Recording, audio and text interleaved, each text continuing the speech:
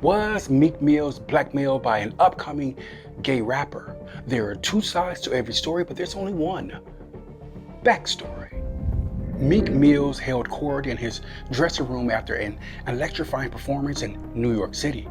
Back in his dressing room, a slew of his fans showered him with praises and cheers after the concert. After a few minutes, Meek's publicist quickly ushered Meek's fans out of the room.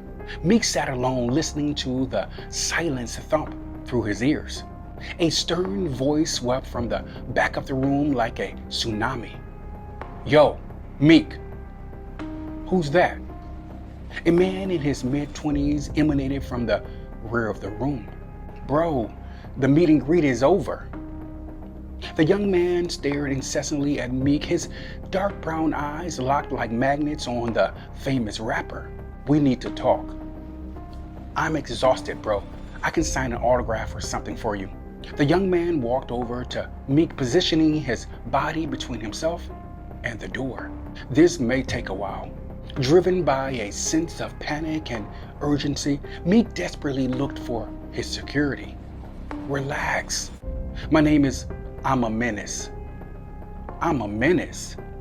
"Yes, that's my name." "Let me guess. You're a rapper." "How could you guess? The name, the tats. I followed your whole career."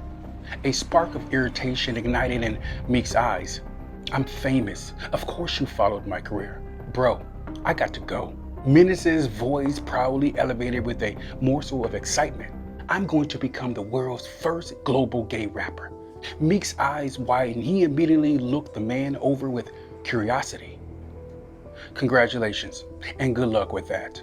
You don't think I can do it?" "I never said you couldn't do it, but the hip-hop community may have a problem with it." Menace pondered Meek's judging words. "There are plenty of gay rappers in the industry, right?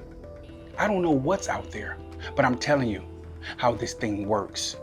Why are we so afraid to expand our minds? You got to be blind if you don't see how ostracized you'll be if you profess being a gay rapper. Maybe you're projecting your fears onto me, bro." "Funny. What are you trying to say?" "Read between the lines."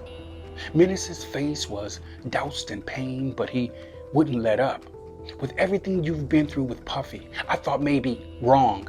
I've been through nothing with that man." "Don't believe everything you read. I've heard plenty about you." Meek silently stood in a state of unease, deliberating on what Menace actually knows. "If you got something to say, say it." Menace floated into a not-so-fond memory. "There's an app called 𝐥𝐤𝐤𝐿. I was cruising for a good time one night and I met a guy. We planned to, hook up. Dude, what does your sexual proclivities have to do with me?" Menace ignored Meek's interruption and continued telling his story. "The guy showed up to my place, and when I opened the door, he wasn't the guy in the picture he sent me." "Who was he?"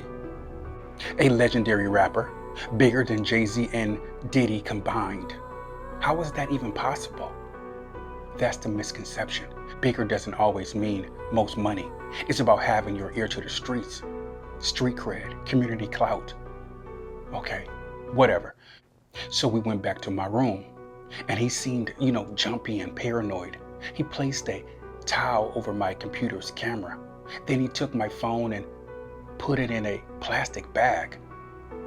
"Sounds like a germaphobe." "Nope. He was what we call down low. He wanted to see me in a pair of women's panties, but I refused. I don't see what the big deal is. It sounds very innocent to me." Menace lubricated his throat and said it. "Meek, I was 16 at the time and he was well over 40. He lied. Okay, and what does this all have to do with me, though?" "I wrote a song about that rapper. It's on Spotify in a week. He's trying to blackball me, keep it from coming out, and I need your help." "How? I can't be seen with a gay rapper. Besides, the black church ain't buying it." "Hypocrites. Churchgoers are some of the biggest sexual deviants there are.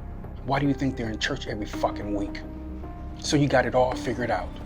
"There is no sky daddy raging against gays, bro. That's why we're still here." It's not God, bro. It's nature. A man's sole purpose is to procreate, impregnate a woman. That's the only way life expands. So did God make a mistake with me? Look, man, I wish you all the best, but I have to go. Funny how no one can ever answer that question. Meek exhaled and tried walking away. Oh, Meek, I forgot to mention one thing. That guy that I met over the internet that day forgot his wallet at my house. Menace tossed Meek the wallet. He opened the wallet and glared inside, his eyes fleeting in shock. Look at the ID. Does he look familiar?